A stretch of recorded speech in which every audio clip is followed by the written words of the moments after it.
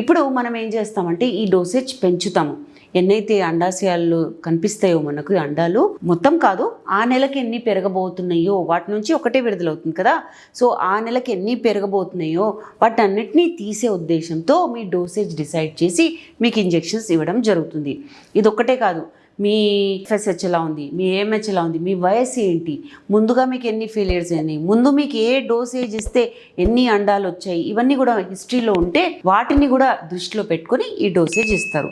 ఈ డోసేజ్ ఇచ్చిన తర్వాత ఒక 4-5 రోజుల తర్వాత మిమ్మల్ని పిలుస్తారు ఒక స్కాన్కి పిలిచినప్పుడు ఈ డోసేజ్ పనిచేస్తుందా లేదా, సపోజ్ ఎగ్జాంపుల్ ఇస్తున్నాను, 10 చూసారనుకోండి పీరియడ్ డే 2, ఈ 10 పెరుగుతున్నాయా, బాగా రెస్పాన్స్ ఇస్తున్నాయా అనేది చూసుకొని బాగుంటే ఇంచుమించు అదే డోస్ ఇస్తారు.